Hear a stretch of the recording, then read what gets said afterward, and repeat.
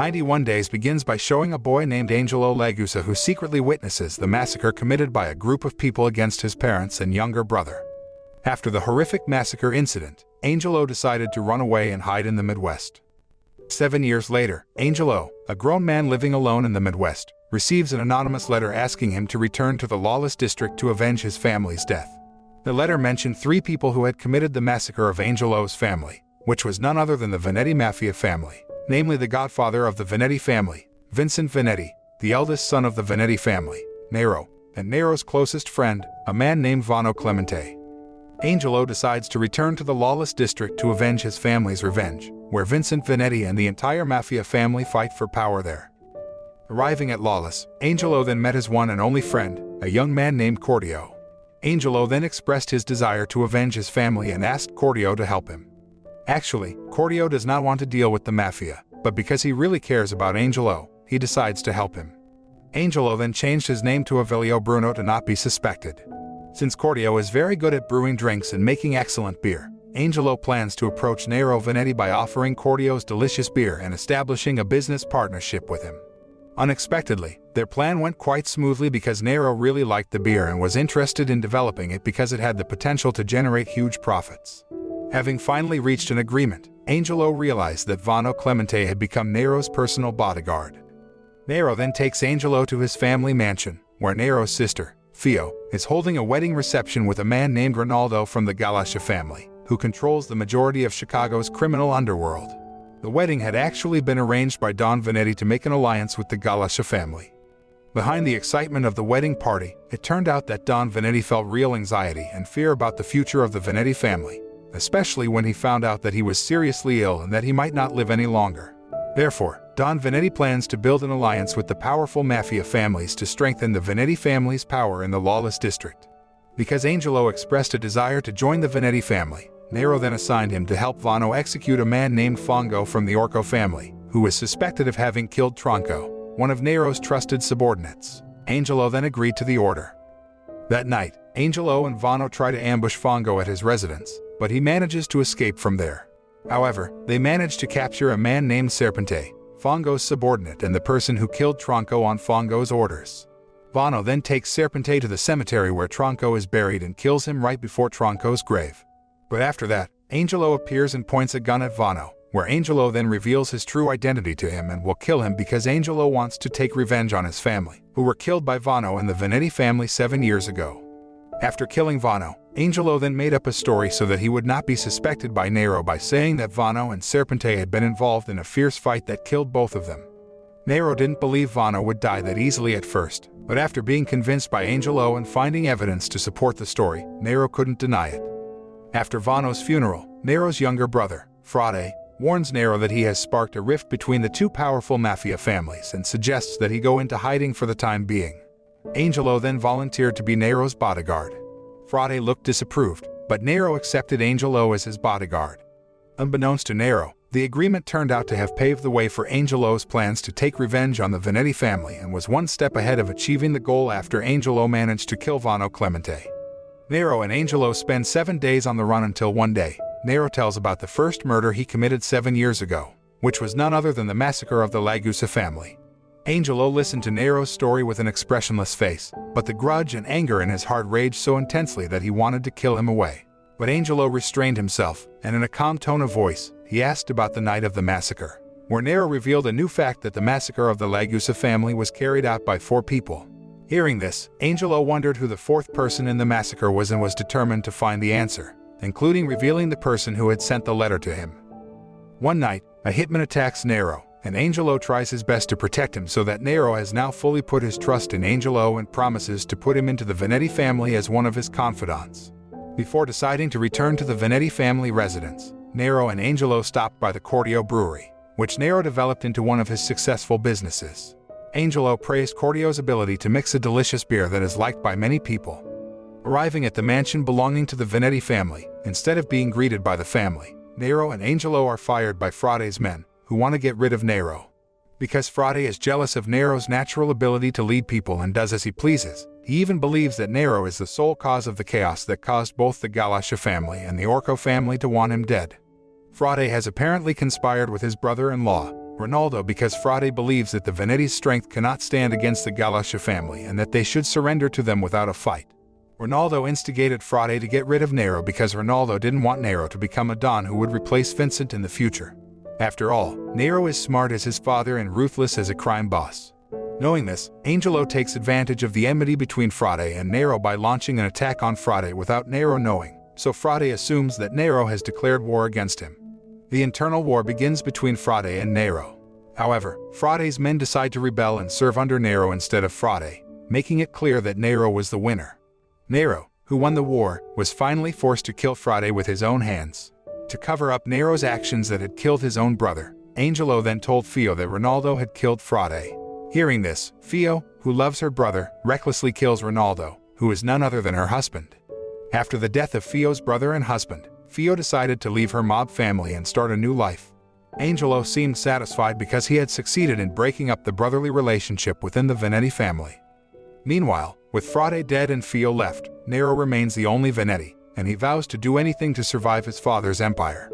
Shortly after that, Don Veneti gathered all his trusted henchmen, including Nero and a man named Gonzo Alari, a former underboss of the Morno family and the current left-hand man of Vincent Veneti.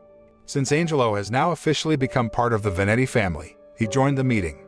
He won the trust of Don Veneti to be Nero's bodyguard, which Angelo immediately agreed to do. Elsewhere, Cordio secretly helps Angelo accelerate his revenge plan against the Veneti family by making a deal with Fongo. Fongo wanted to get a recipe for Cordio's famously delicious beer because he wanted to grow his business and become rich. But apparently, Fongo is only using Cordio, and after getting his wish, he plans to betray Cordio by telling the Veneti family about Angelo's revenge plan. But before Fongo can report the matter to the Veneti family, Cordio beats him to death. Knowing that his best friend is in trouble and is considered a traitor for conspiring with Fongo, Angelo racks his brains, looking for a way to save Cordio. On the other hand, Nero ordered all his men to look for Cordio's whereabouts, even locking down all over the lawless district to find him. But all search attempts failed, and Cordio is still nowhere to be found. Angelo thought there must be someone helping Cordio hide from the Veneti family because there was no way he could escape from Nero's men, who were looking for traces of Cordio's whereabouts throughout the lawless district. Meanwhile, Vincent hands over his position as Don Veneti to his elder son, Nero, and installs Nero as the new leader of the Veneti family. Nero, who eventually takes the Don seat of the Veneti from his father, plans to expand his booze market across Illinois by negotiating with the Galasha family. In the middle of the night, Angelo gets a call from Cordio saying someone had helped him hide from Nero's henchmen, and it turns out that this person is the same person who had sent Angelo a letter to avenge him. Angelo deduces the man's identity who sent the letter, and the man turns out to be Gonzo Alari. After finally meeting Angelo and admitting that he was the one who sent him the letter, Gonzo then tells Angelo why his family was killed. Vincent Veneti, who used to be a subordinate of Don Morno, plans to destroy the power of the Morno family and become the most powerful figure in the lawless district. Because the Morno family and the Galasha family didn't get along, Vincent took the opportunity to increase his own power by dealing with the Galasha family in secrecy with Gonzo's help. But Don Morno's accountant, Testa Legusa, Angelo's father, finds out about this betrayal. Soon after that, Vincent killed Don Morno and the Legusa family to keep the betrayal from being leaked out. Not only that, Gonzo turned out to be the fourth man on the night of the murder of Angelo's family. When Angelo asks why Gonzo sent the letter and informs him about the perpetrators of the murder of his family, Gonzo says that he just wants to take over the reign of the Veneti family in the lawless district. Gonzo is a very greedy man and wants the higher-ups of his organization to be taken care of by Angelo to have all the power, money, and women of lawless to himself. Long story short, Angelo wants to go on a business trip to Chicago to collaborate with the Galasha family by boarding a ship. Not only that, he then helped Cordio escape, and together, they boarded a ship to their hometown before Angelo continued his journey to Chicago.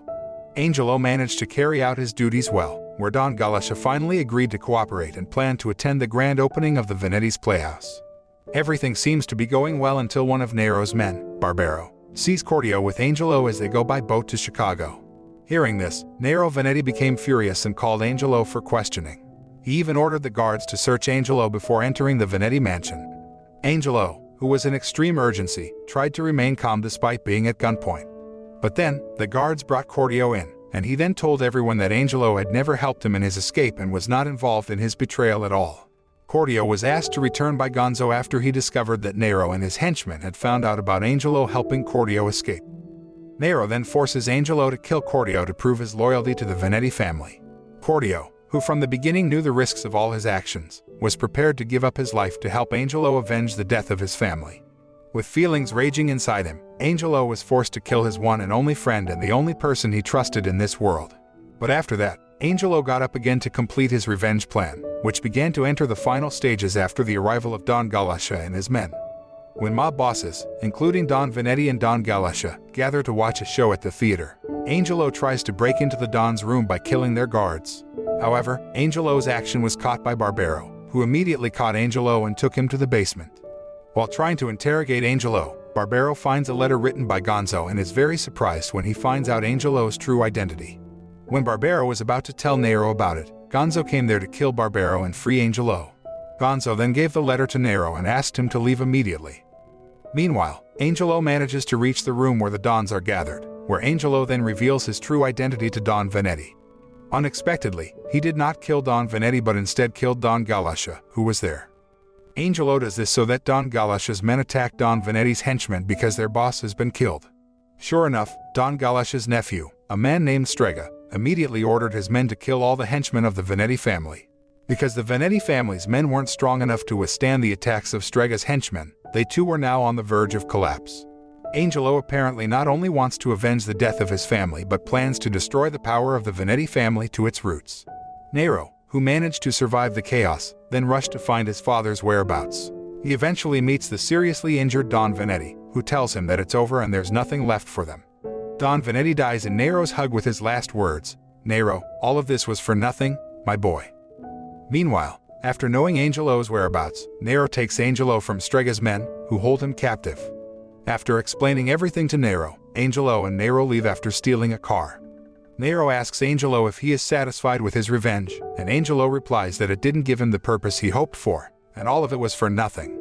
Nero then remembers his father's last words and gets angry and beats him, asking Angelo why he didn't just kill him instead of this.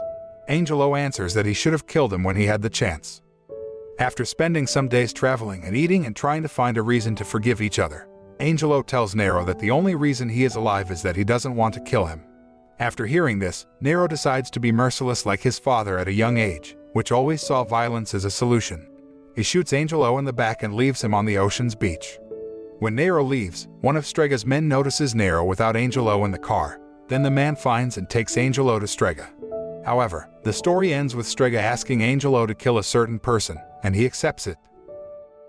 The moral that can be learned from this anime is that revenge will not bring peace and happiness to the person who took revenge, because carrying anger and hatred will not bring good to us in our lives.